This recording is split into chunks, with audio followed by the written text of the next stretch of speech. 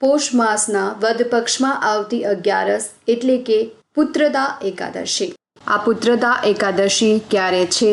એકાદશીનું શુભ મુહૂર્ત શું છે? એકાદશીનું મહત્વ શું છે? આ પુત્રદા એકાદશીની વ્રત કથા, પૂજા મહિમા અને ઉપાય જાણીશું। જો આપને અમારો આ વિડીયો પસંદ આવે તો લાઈક કરશો, શેર કરશો અને સબસ્ક્રાઇબ કરશો, જેથી કરીને સત્સંગ કથાના વિડીયો આપના સુધી પહોંચી શકે। હવે પુત્રદા એકાદશીની વ્રત કથા સાંભળીએ।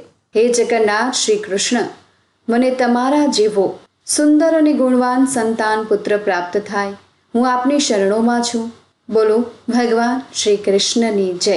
એક વખત અર્જુનને ભગવાન શ્રી કૃષ્ણએ કહ્યું કે હે પ્રભુ, પોષ માસના સુદ પક્ષની એકાદશીના વ્રત વિશે અમને સમજાવો।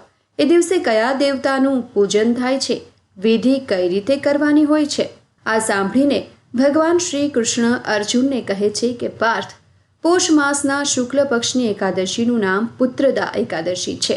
આ વ્રતમાં નારાયણ ભગવાનની પૂજા અર્ચના કરવામાં આવે છે અને તેના પુણ્યથી મનુષ્ય તપસ્વી, વિદ્વાન અને ધનવાન થાય છે।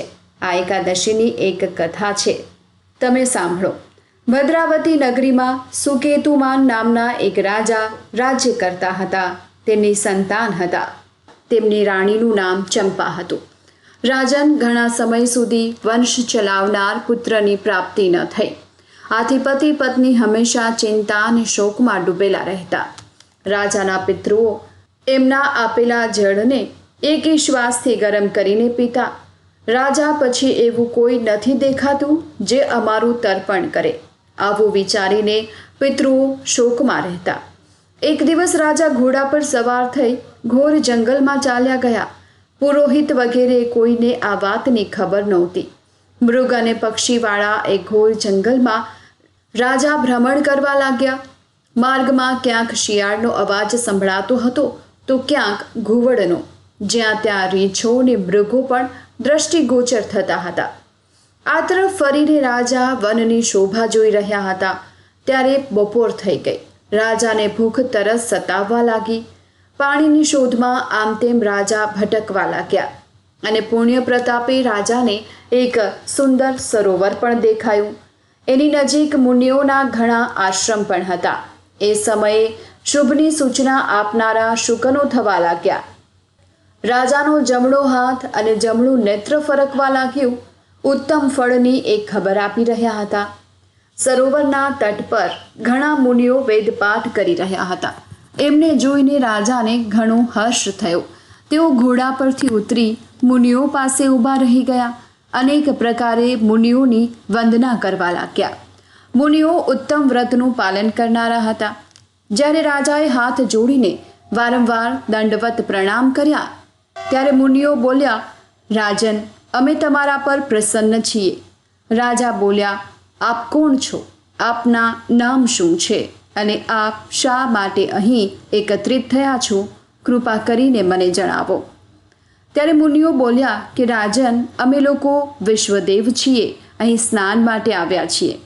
મહા મહિનો નજીક આવ્યો છે, આથી પાંચમના દિવસે મહા મહિનાના સ્નાનનો પ્રારંભ થઈ જશે અને આજે જ પુત્રદા નામની એકાદશી પણ છે।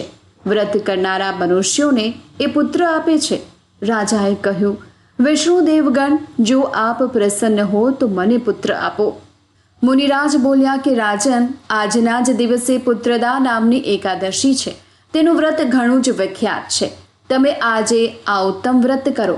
મહારાજ ભગવાન કેશવના પ્રસાદથી તમારે ત્યાં જરૂરથી પુત્ર થશે।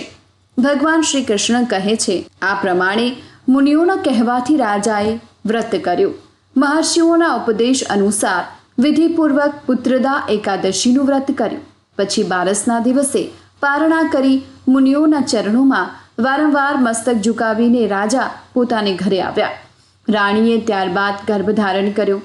પ્રસવનો સમય આવતા રાજાને ત્યાં તેજસ્વી પુત્રની પ્રાપ્તિ થઈ। એણે પોતાના ગુણોથી પિતાને સંતુષ્ટ કરી દીધા। એ પ્રજાપાલક બન્યો। ત્યારે પુત્રદા એકાદશીનું ઉત્તમ વ્રત જરૂરથી કરવું જોઈએ। લોકોના હિત ખાતર અને વર્ણન સમક્ષ જે કર્યું છે, જે મનુષ્ય એકાગ્રત ચિત્તે પુત્રદા એકાદશીનું વ્રત કરે છે એ આ લોકમાં પુત્ર પ્રાપ્તિ કરીને મૃત્યુ બાદ સ્વર્ગ પ્રાપ્ત કરે છે। આ મહાત્મ્યને વાંચવાથી સાંભળવાથી અગ્નિહોમ યજ્ઞનું પણ ફળ મળે છે।